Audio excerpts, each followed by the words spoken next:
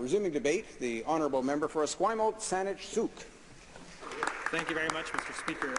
Just before I begin the heart of my remarks, I'd like to join other members of Parliament thanking the Canadian Forces for the work that they're doing in combating the floods in Quebec and the Ottawa River Valley today. And I'd also like to say I do believe the Minister did miss in his listing of those who served in the Canadian Forces the member for Abitibi-Temiskaming, a proud New Democrat member of Parliament and one of the few female veterans in this House. So, it's with no pleasure that I rise today to speak to this motion, and I will take no pleasure in having to vote for this motion. But we are faced with a situation where the Minister of Defence has lost the confidence of a broad sector of the Canadian public, certainly a broad sector of Canadian forces, and possibly also our allies, and therefore we believe he can no longer continue to lead Canadian forces as Minister of Defence. It causes me a great deal of personal angst, actually, to have to stand up and say this, because this is a minister who has treated me as his opposition critic with respect, and someone who, as I've said before, I believe that all members in this House honour the bravery and distinction with which he served his country in Afghanistan. But that is not the topic today, nor is it the topic that the minister addressed in his speech, which is a broad review of defence concerns. The topic is what the minister has said about his service in Afghanistan.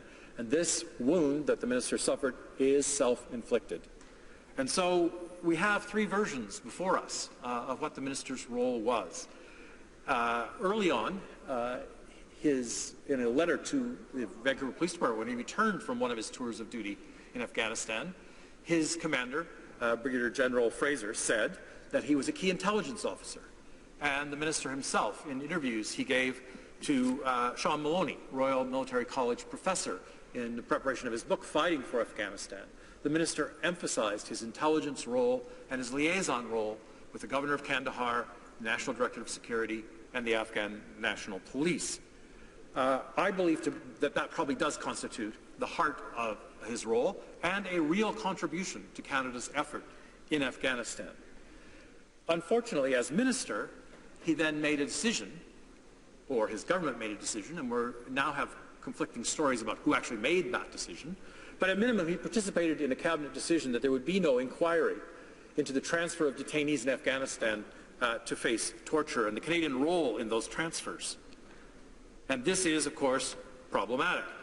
The minister would have key information for any such inquiry, so he should neither have participated in the discussions about a decision not to hold an inquiry, and even worse, if he personally made that decision. He certainly is the person who announced that decision on behalf of the government. And under the British concepts of ministerial responsibility, which we follow in this House, he is the minister responsible for that decision. As a result of that, conflict of interest complaints were filed with the Conflict of Interest Commissioner. One of those by Craig Scott, former member of this House, and a distinguished professor of law at the University of Toronto. It appears from the letter, a copy of which I received from the Conflict of Interest Commissioner, that the minister then told a second story about what his role was in Afghanistan. And in this second version of his story, he said, I was merely a reservist working on capacity building with police in Afghanistan, and that in that capacity would have had no knowledge of the matters of transfer of detainees. This is a direct contradiction, if it is indeed what he told the Conflict of Interest Commissioner, a direct contradiction of his own previous interviews he gave and his previous commanding officer. And so that's why following the minister's speech, I asked him very directly to let us know what he told the Conflict of Interest Commissioner about his role in Afghanistan.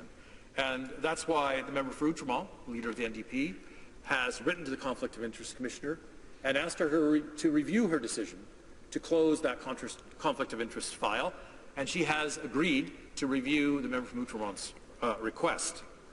So that's our second version. Then, for whatever strange reason, the minister repeated a claim which he'd previously made as a candidate in 2015 on his trip to India, his recent trip to India, where he exaggerated, at best, his role in Operation Medusa. And so the Conservatives have chosen to focus almost all of their discussions on this question, which is often referred to as stolen valor. And I think that is an important question. And the minister has apologized and taken back that version of what his role was in Afghanistan. The problem is that if an apology is to be meaningful, it has to be followed by full transparency. So we need to hear from the minister. And I was disappointed not to hear from the minister today why these three versions of his story exist and how he reconciles those three versions of his story.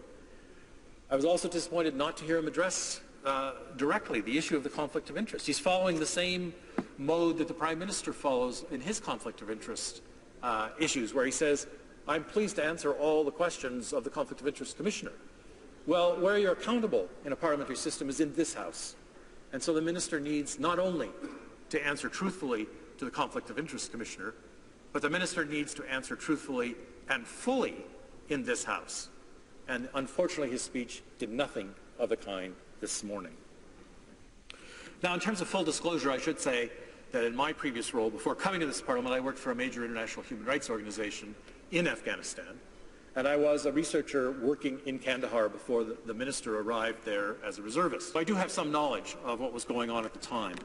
And it was very clear that the governor of Kandahar, and there were three different governors in very quick succession, that each of those faced very serious accusations of being involved in the torture of detainees in irregular detention centers, one of those being labeled a dungeon underneath the guest house at the Kandahar governor's palace.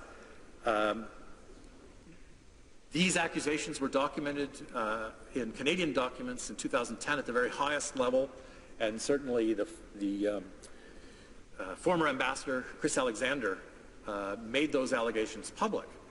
In addition, the allegations were made to the third of those governors, and the one that the minister most likely worked most closely with, Abdullah Khalid, who was the governor of Kandahar from 2005 to 2008. The Canadian ambassador made the accusations that Governor Khalid ordered a bombing which resulted in the killing of 5 UN human rights workers, human rights and AIDS workers, in order to cover up his role in the narcotics trade in Kandahar.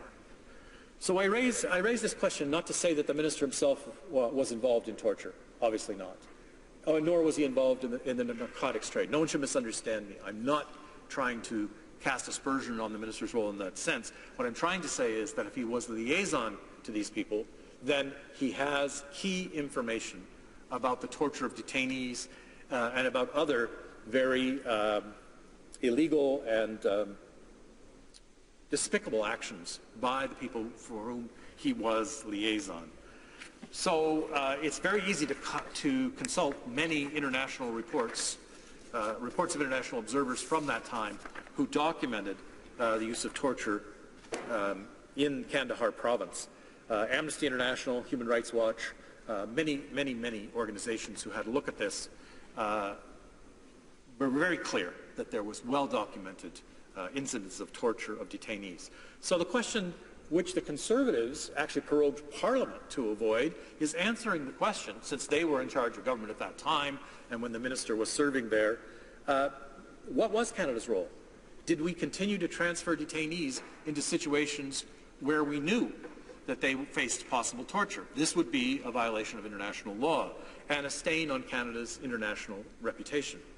A second part of the question that is very important to me is the question of, did we use information obtained from torture for various military purposes? Again, this is a very serious question, both in terms of information being derived from torture being highly unreliable, and therefore, if it was being used, perhaps putting Canadian troops at risk, but also a very questionable practice under international law. And we know that a Conservative Minister of Public Safety, Vic Taves, actually issued a ministerial directive allowing Canadian security forces to make use of information derived from torture when he was the minister. So in this intelligence liaison role, the minister should have known that all those people that he was liaisoning with faced these credible allegations of torture of detainees. And therefore, when meeting the Conflict of Interest Commissioner, he should very clearly have said to her that his role placed him in a situation where he might have key information for such an inquiry.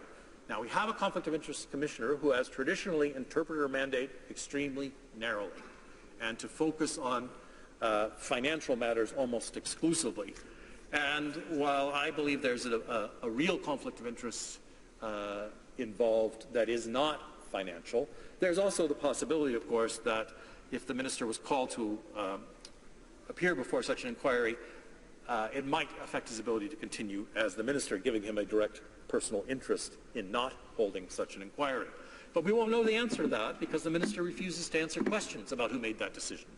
Was it a cabinet decision? Was it his decision? We just don't have an answer. And again, I asked him earlier this morning and failed to get a response from him. Once he had spoken to the Conflict of Interest Commissioner, he also gave interviews to other journalists in which he said very clearly to Murray Brewster, at least he's quoted as saying to Murray Brewster, that he was not an intelligence officer.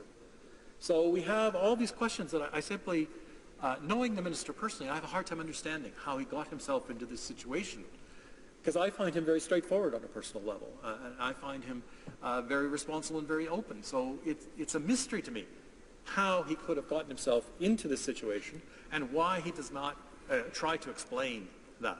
A simple apology, again, not accompanied by transparency and accountability, is simply going to be seen as meaningless words. So we have to have those other parts to go along with the apology. And I would hope the minister would still have a chance today to clear the air on these questions. So how does this affect his ability to carry on? I think we had a good example this morning in this debate where he presented quite an interesting discussion of the background for the Canadian Defence Review, but I don't think anybody was listening. No one was listening to the minister because they still had those other questions in mind.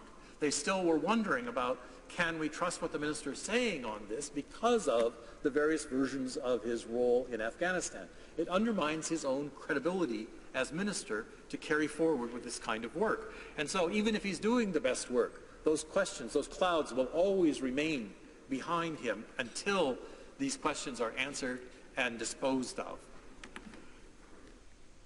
I had several members over the weekend that I met, both back in British Columbia and in traveling back to Ottawa, of the Liberal Party, who said to me, well, this is all just politics. Well, I say with respect, it is not just politics. There is nothing more important than the ability of Canadians to trust in their ministers. And this is something the Prime Minister wrote in his mandate letters that he gave to all his ministers, that they had to achieve the highest standards of honesty and transparency. And again, the minister still has the opportunity to do that, and I would hope he would take that position. But what we've heard so far doesn't meet those standards laid out in his mandate letter for honesty and transparency. And again, it's not just a matter of politics. Members also asked me, what would make me happy? And of course, I don't like that question because the question isn't about what would make me happy, but what would benefit Canada here? How do we get a solution out of this controversy over the minister that benefits Canada? And there's one of two ways that the minister could proceed that would make, I think, Canadians happy and restore confidence. One of those two would be to order an inquiry into the transfer of detainees in Afghanistan, to allow such an inquiry to go forward. It's something that the Liberals supported when they were in opposition, and now that we have this minister, we have them refusing to hold such an inquiry. That may be too big a step for the minister, and because I've already said it's a conflict of interest to make that decision, I need to be a little consistent, so I'll offer him a second option which does not involve that conflict, and that is he should request that the Prime Minister assign a different minister to examine this question. He should recuse himself from participation in the discussion of whether there should be an inquiry into Canada's role in the transfer of Afghan detainees to face torture. So ask the Prime Minister to ask another minister to make a new decision about whether such an inquiry is warranted. I believe it is an important part of Canada's international reputation to hold such an inquiry and to clear the air on our role in Afghanistan and the transfer of those detainees. Unfortunately, I don't believe we'll get either of those. And the minister is going to attempt to muddle on as the Minister of Defence. And as I said before, when he brings out the defence review, it's going to be hard for people to focus on whatever good things are in the review, whatever good things he's bringing forward, when there are still these questions about how the minister describes his own role. And the other problem that I see when the defence review does eventually come forward, two problems. One is there was no money set aside in the budget, which we would have expected for new initiatives in a defence review. So the last budget has no money set aside. And I guess we're expected to believe that when the review comes out, the government will simply increase the deficit to take on new military activities. I don't believe that's true. I believe we'll see a lot of good statements about policy, which will then be put off into the future, since there's no money available in the budget to actually carry them out. The second problem I, of course, see with the defence review is the exclusion of this House from participation in the defence review.